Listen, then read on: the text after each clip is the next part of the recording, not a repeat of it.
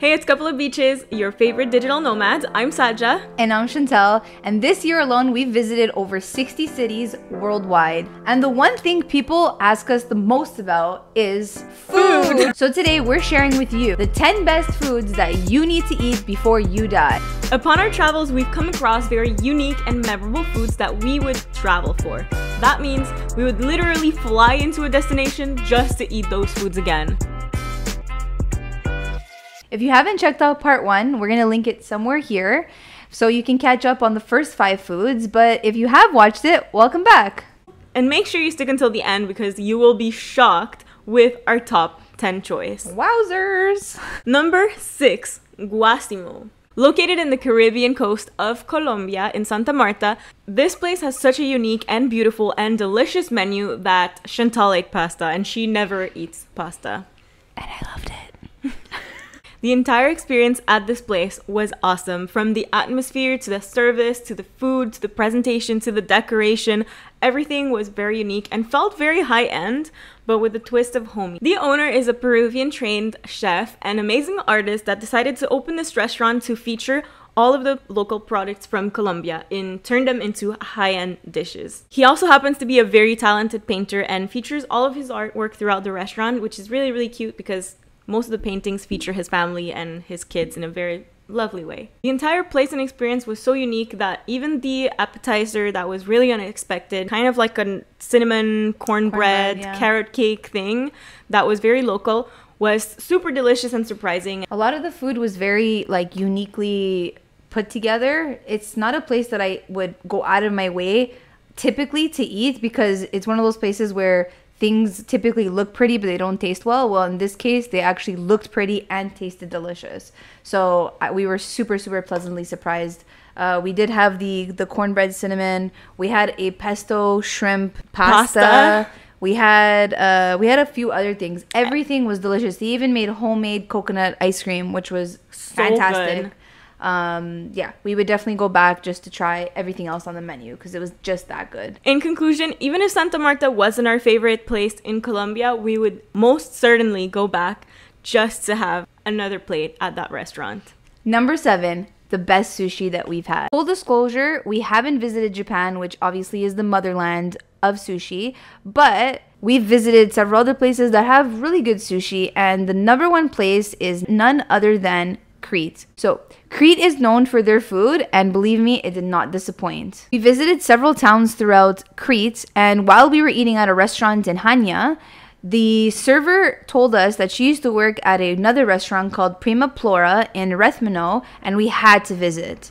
And so we did. And thank God we did because it definitely served us the best sushi that we've had thus far. Every single thing we ordered from this restaurant was absolutely mouth-watering. We had grilled calamari, fried cheese, and the thing that stood out the most to our surprise was the sushi. Most importantly, the truffle-infused sushi. So it combined 2 of our absolute favorite things, truffle and sushi. We love both.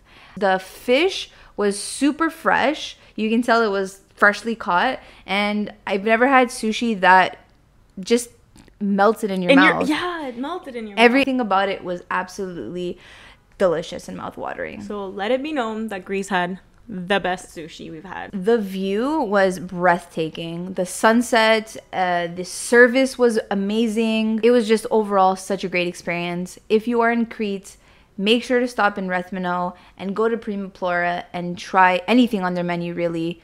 It's absolutely to die for. We cannot make a list of the best world foods without mentioning the best Portuguese dessert in Portuguese cuisine. The pastel de natas. Okay, if you don't know what this is, you've been missing out your whole life, and we're so happy we're introducing you to it. So this is basically a tart that is crispy on the outside and flaky, and inside is filled with some egg/vanilla custard that is so delicious and best when served warm. There's a reason why we are bringing this item to the best world foods list, and it is because in Lisbon there is a huge debate on 2 locations that claim to have the best nata in the world, and we went to Lisbon and had to try both. Number 1 is called the pastéis de Belém, and number 2 is called la mantegueria. And the clear winner for us was La Mantequeria. Ding, ding, ding, ding, ding. The difference between both of them was the custard inside. Now, the custard at the La Mantequeria, had like a cinnamon kick to it, which I love cinnamon. So that's what kind of edged that one ahead. Whereas the Pastéis de Balam Nata was more of a traditional custard flavor.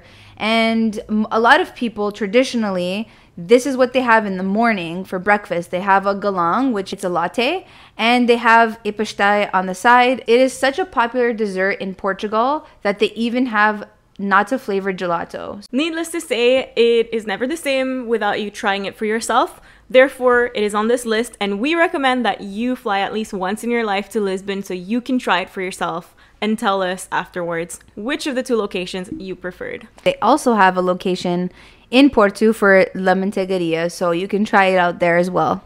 Number 9, the best mussels and seafood overall. Going back to the Azores, where we took you to eat Cozido in San Miguel, well, now we're taking you to the other island, Terceira, for the best mussels that we've had thus far.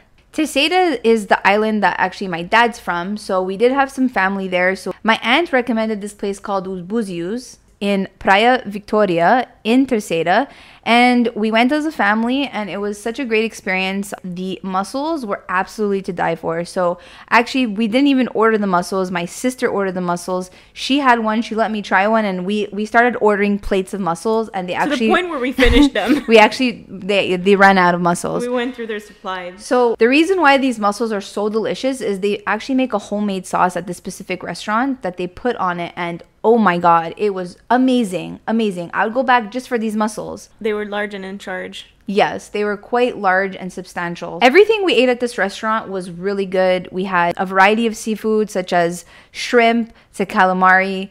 We also had something that's very, very unique to Portugal. If you're a fan of mussels and clams like we are, well, you should try lapas. Lapas are local to Portugal and specifically to the Azores.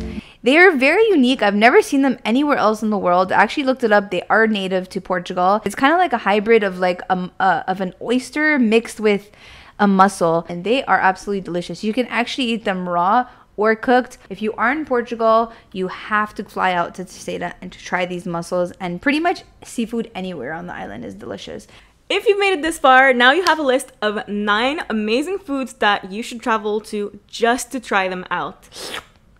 But we couldn't let you go without telling you what our number 10 most shocking choice is. Especially if you've seen our Paris review. It was rough, guys. They even speak slower. Pretty much douchebags. And as much as we struggle to recommend it, we would in fact fly back to Paris in a heartbeat if it meant that we would get to try another time this meal in Paris. But let's just make it clear, only for one day. Hands down, the best meal experience. We're talking appetizers, entrees, desserts, side salads, wine, ambiance, everything. Worldwide was in Paris at this place called Le Paris Montparnasse. What she said.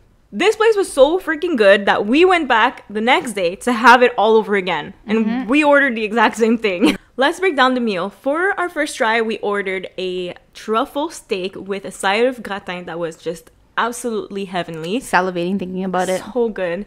And we also ordered to share a cannelloni with truffle infused sauce. For dessert, which after such a delicious meal, we had the best, I can't French stress toast. this enough, French toast we've ever had. It was a made out of brioche bread, and it was salted caramel brioche. It just saved Paris for us. It really did. The experience with the servers as well was really nice. They were very accommodating. First night we ate on the patio, which was really nice. And then the second night we ate inside, and both were very pleasant. Overall, it was such a great experience. And if you're in Paris, make sure you go visit here because it just might save your trip.